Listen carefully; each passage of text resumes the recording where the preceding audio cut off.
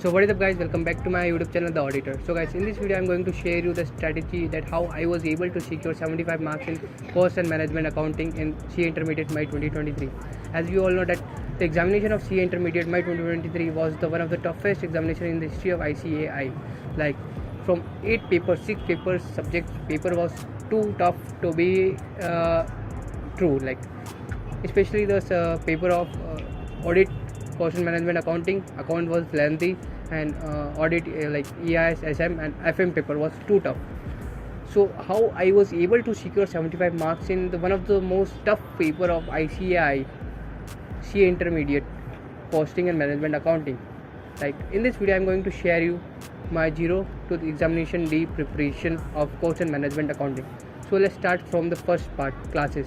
So now the basic step, classes. You can opt for online classes or offline classes. One of my friend opted for online classes and myself opted for offline classes. Like if you don't have the determination, discipline, then you should opt for offline classes like me. And if you have the determination, passion to pass the examination, passion for the subject, passion over the CA course, then you can opt for online classes. Like it's your determination to see the video lectures, to attend the online classes, but it's your, when you opt for offline classes, like you have to compulsory attend the classes because the teacher is there. You can't escape the room without completing the classes, and I know that I don't have the determination, discipline to opt for the online classes. That's why I opted for the offline classes. And after that, the very few people do chartered accountancy course, and that's the one advantage and one disadvantage. Like we don't have too many coaching institutes. Like there are not no coaching institutes in small towns and tier 3 cities. So you have to move to tier 1 and tier 2 cities for your coachings, like in Ahmedabad, Jaipur or Udaipur. Like so I moved to a town called Udaipur, and there is only one coaching institute, and I enrolled in that for my CA intermediate education. Like that was the only institute, and I would say that they taught me well, but they didn't prepare me for the examination well.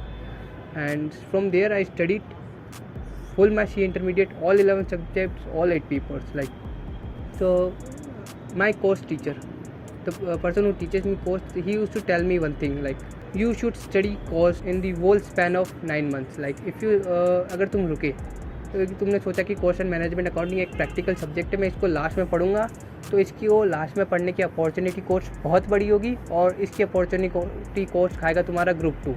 अगर तुम इसको last में पढ़ोगे या तो तुम course and management का subject पूरा कर पाओगे, या तो ग्रुप 2। लाइक ये सब्जेक्ट इतना वास्ट है।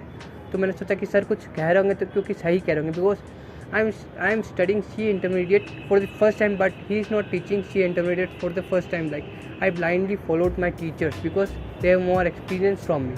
Like they have more experience in CA education, in all the things better than me. So I blindly followed them. I blindly followed their advices. So like whenever sir used to teach me, I used to revise the concept same day or the same week. So at the last, like I completed my CA intermediate course syllabus the day my teacher completed his syllabus.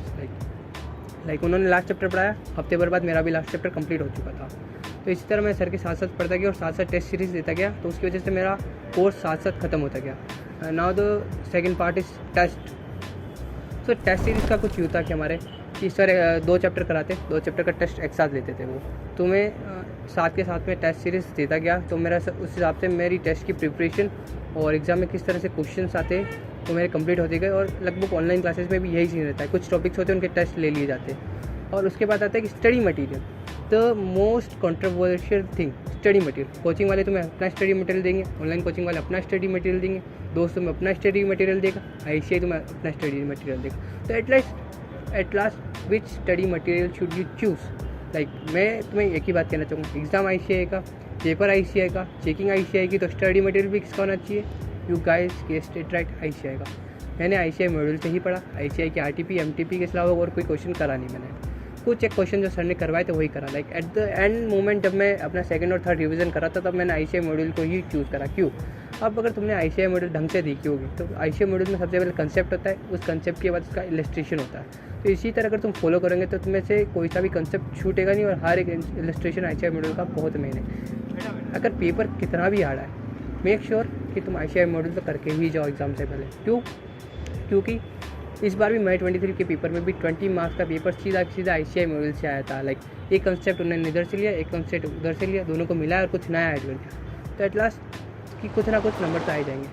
तो मैंने ICAI model ही पढ़ा। Like first case scenario है कि अगर तुम ICAI model को follow कर रहे हो, RTP MTP सबको, तो तुम पास होंगे ही होंगे। So my strategy, like how I use to attempt question, like the mindset, मेरा जो माइंडसेट होता था कि क्वेश्चन को अटैम्प्ट करते हैं वो सिंपल सा यही रहता था, बीइंग अ बनिया you should have the mindset like you can easily do the question of cost and management accounting. अभी मेरा प्राइवेट जेट ऊपर से आ रहा है तो ये आवाज़ आएगी तुम्हें। मैं नीचे वीडियो बना रहा हूँ पर वो ड्राइवर को भेजा लेने के लिए, तो इसलिए ठीक है। तो बीइंग अ बनिया you should have the mindset, like दुकान पे बैठे हो, कंपनी के मालिक तुम ही हो और तुम्हारा ये प्रोडक्ट है, तुम्हें इसकी कॉस्ट निकालनी।